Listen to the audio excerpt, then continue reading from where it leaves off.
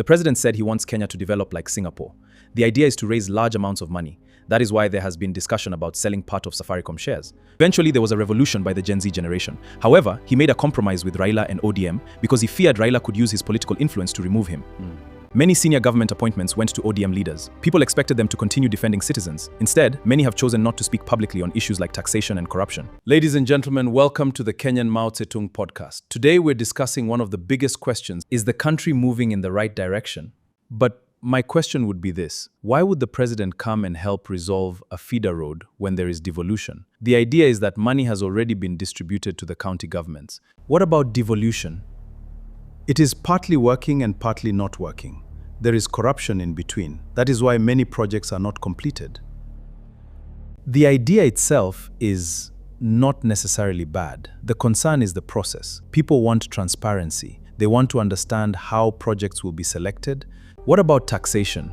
Overtaxation. There were many complaints about taxes. People felt their ability to save and consume was being reduced because of excessive taxation. What about election integrity? People want transparency. They want confidence that the system cannot be manipulated. You're not supposed to be proud going to the G7 and talking about how you're going to develop a highway.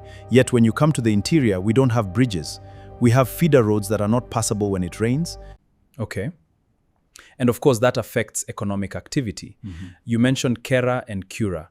Somebody listening may not know what those names stand for. Yes. Kura means Kenya Urban Roads Authority.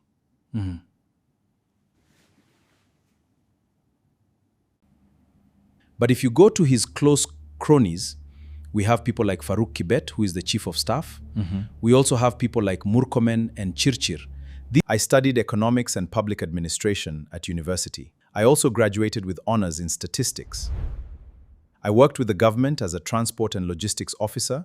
Because of the revolution, the finance bill did not go through. But Gen Z also raised other concerns: unemployment, the funding model for universities. The government had not created enough jobs. Each of them is strengthening his own political base. Jubilee goes out as Jubilee. But eventually they understand they will have to work together. For the financial year 2025-2026, the whole budget was about 4.2 trillion. You are going to superhighways when you have not developed the feeder roads. What we have come to realize is he exposes himself as a person who has got very big ideas. But right now he's so egocentric in leadership. Even the ministers, they don't have control. They're just rubber stamping. My advice to Kenyan citizens is simple. They should register as voters, especially the youth. They should obtain their voter cards and participate in elections. If I were advising the opposition, I would tell them to remain focused on the issues affecting ordinary Kenyans. Speak about corruption, speak about unemployment. Most importantly, they should unite. What I would advise politicians is that they should focus on the issues affecting ordinary Kenyans. They should not only make promises, they should have practical plans on how they intend to improve lives. Thank you very much for joining us today. If you enjoyed this discussion, don't forget to subscribe, share the episode, and leave your comments. We'll see you again next time. Goodbye.